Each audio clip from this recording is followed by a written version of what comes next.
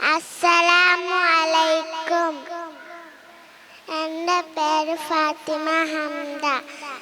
ഞാനിവിടെ പറയാൻ പോകുന്നത് നമ്മുടെ ഖലീഫയായിരുന്ന ഉമർ റളിയല്ലാഹുവിനെ കുറിച്ചുള്ള കഥയാണ്. ഒരിക്കൽ ഒരു കുട്ടിയുണ്ടായിരുന്നു. അവൻ തൻ്റെ ടീച്ചർ പറയുന്ന കാര്യം ശ്രദ്ധിച്ചു കേട്ടു.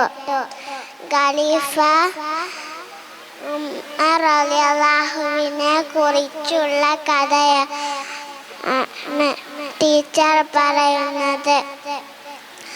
ഒരു ദിവസം ഉമർ റളിയല്ലാഹു നടന്നു പോകുമ്പോൾ ഒരു വീട്ടിലൊരു കുട്ടികൾ കരയുന്നത് കേട്ടു. വിശന്നിട്ടാണ് ആ കുട്ടികൾ കരയുന്നതെന്ന് ഉമറിന് മനസ്സിലായി.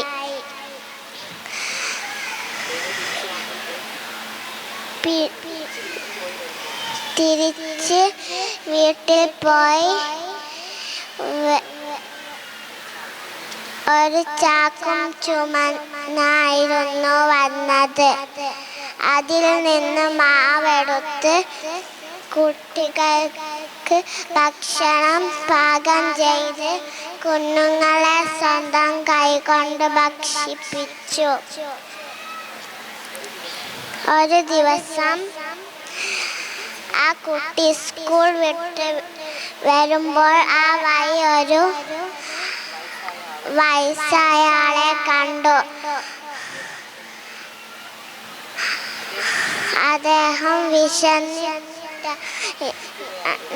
വിശന്നിരിക്കുകയായിരുന്നു. ആ കുട്ടി തൻ്റെ വീട്ടിലേക്ക് ഓടി അവൻ്റെ കയ്യിലുള്ള തുണിയിൽ കുറച്ച് അപ്പങ്ങൾ പൊതിഞ്ഞെടുത്തു.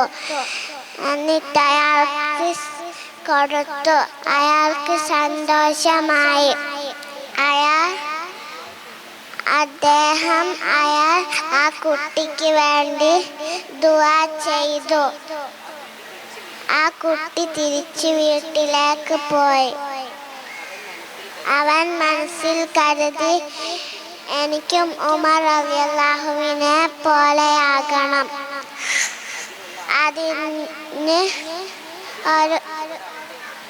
അതിനുള്ള